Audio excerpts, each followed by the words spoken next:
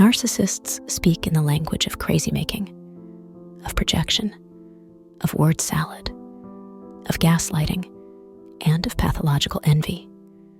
Narcissistic people are unable to empathize with others and frequently exploit others for their own agenda. If you encounter someone with narcissistic traits, they could very well fall towards the extreme end of the psychopathy spectrum and be a sociopath or psychopath. Narcissistic abusers do not abuse everyone. They usually choose to abuse their nearest and dearest. In these cases, abuse is caused more so by a choice by an abuser rather than their mental illness. These individuals can switch their mask quickly when in the public eye. That means their abuse is under their conscious control, and the abuser is still accountable for continuing to abuse others and not seeking treatment. These pathological individuals walk among us every day in their false masks, often unseen and unnoticed because of how eerily normal they seem. They are not always serial killers, rapists, or criminal masterminds. Many of them are white-collar criminals, while others commit emotional vice. They can be of any gender, background, and socioeconomic status. Oftentimes, they are charming, charismatic, the life of the party, able to hook their victims in and dupe the public effortlessly. It's very possible you've dated, worked with, had a family member or friend with narcissistic personality disorder or antisocial personality disorder in your lifetime, even if you didn't know it then. Learning their emotional language means acknowledging that their cruelty is not only explicit, but implicit, deeply ingrained in nuances in their facial expressions, gestures, tones, and most importantly, the contradictory mismatch between their words and actions. Most importantly, their cruelty is deliberate and designed to control and ultimately destroy their victims. Their manipulation is psychologically and emotionally devastating and very dangerous, especially considering the brain circuitry for emotional and physical pain are one and the same. Narcissistic abusers can attack at any given moment, using their choice weapons of sarcasm, condescending remarks, name-calling, and blame-shifting whenever they perceive you as a threat, or whenever they need entertainment in the form of an emotional reaction. They can also use their nonverbal language in the form of a sadistic smirk, the cold deadness in their eyes, while professing to love you, their bored, sulky looks, or their cruel laughter to bully you into believing that you are inferior to them. Survivors spend much of the devaluation phase of an abusive cycle, the phase where they are thrust off the pedestal, only to be demeaned and degraded constantly on their toes, careful not to make a sound lest they incur the wrath of their narcissist. Yet walking on eggshells doesn't help, as the narcissist can and will use anything and everything you've said or done against you as a way to destroy you. There are 3 key pieces of information that narcissists frequently collect in the idealization phase of the relationship, where they are first love-bombing and grooming you with excessive attention that they later wield against you in the devaluation and discard phases in their special language of depravity. 1. The flaws, shortcomings, insecurities, and secrets you've confided in the narcissist about. The narcissistic abuser rejoices when you share your wounds, your struggles, and your triggers early on. It is then that much easier for them to get underneath your skin and inside of your mind. During the early stages of the relationship, which are likely to include love bombing, you are likely to feel so trusting and open with a narcissist that you share everything with them. your past, your heartbreaks, what you perceive to be your flaws. You may see this as a way of establishing rapport, a connection with your partner, a way of being vulnerable and intimate. A narcissistic abuser sees it as dinner laying itself on the table. They will pretend to support you and empathize with you when you reveal these to them initially, but will later use these to provoke you, belittle you, and demean you during the devaluation phase. If you tell your narcissist you're insecure about your weight, be prepared for covert and overt put-downs about your body in the devaluation phase.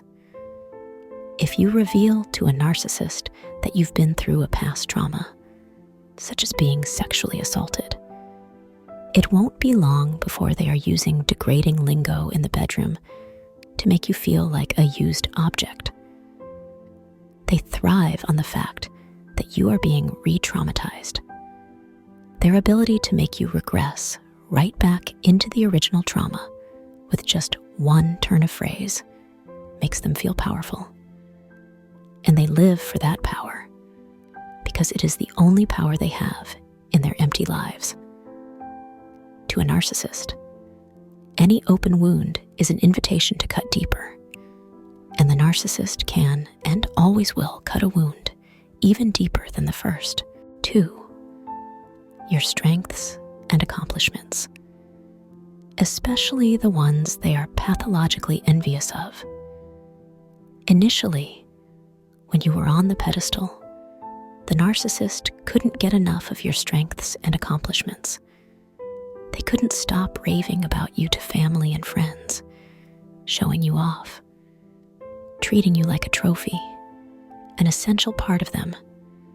Their association with you inevitably made them feel superior and important. It bolstered their false image of being a normal human being who could get a prize like you. In the devaluation phase, a narcissist will literally translate your strengths into perceived flaws. They gaslight you into believing that your value and worth is not real, all the while projecting their own sense of inferiority onto you. They will degrade, minimize, and ignore what you accomplish, now acting as if it means nothing to them and as if it is of little importance or value to the world. They will feed you falsehoods about your lack of competence and ability. They will claim to be better at something than you, all the while stealing your ideas. They will taunt you into believing that you're not capable of the smallest of tasks, even if you are out of their league professionally and personally. They may project onto you their own insincere traits and accuse you of being jealous and envious of them, when in fact, they are the ones looking to tear you down. They will threaten to ruin your reputation, and they will often sabotage major events, as well as support networks you may have, attempting to turn everyone against you. They will trample upon your dreams, your aspirations, your beliefs, your personality, your goals, your profession, your talents, your appearance, and your lifestyle. Everything they once praised will inevitably be turned and twisted into a weakness. This is because they cannot stand you winning and being better than them at something.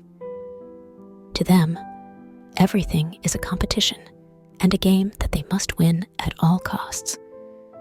They seek to destroy you in every way possible so that you, in turn, destroy and sabotage yourself, while they sit back, relax, and watch the unraveling of everything you've worked hard for. 3. Your need to please them and their need to be perpetually dissatisfied. The narcissist cultivated your need for his or her validation and approval early on in the idealization phase. By making you dependent on his or her praise, they conditioned you to seek the excessive admiration that only they could dole out. Now, as they devalue you, they use your need for validation to their advantage by withdrawing frequently, appearing sullen at every opportunity, and converting every generous thing you do for them as a failure on your part that falls short of their ludicrous expectations. Nothing can meet their high standards, and everything wrong will be pointed out. In fact, even the things they do wrong shall be pinned on you.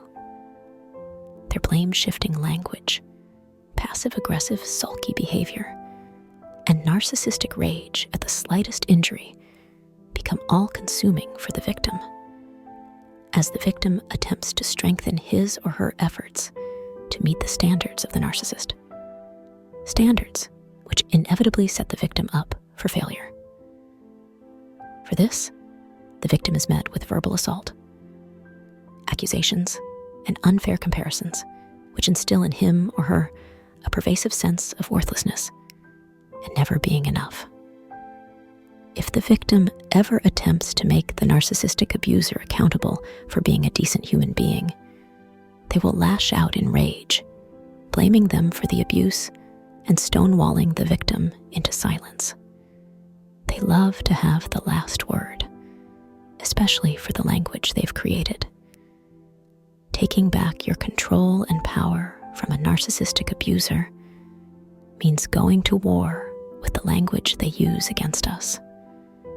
You must create in its place what we call a reverse discourse, a new language, and a rewriting of the narrative that instead lifts you, motivates you, inspires you, and revives you by replacing the narcissist's cutting words with your own powerful truth.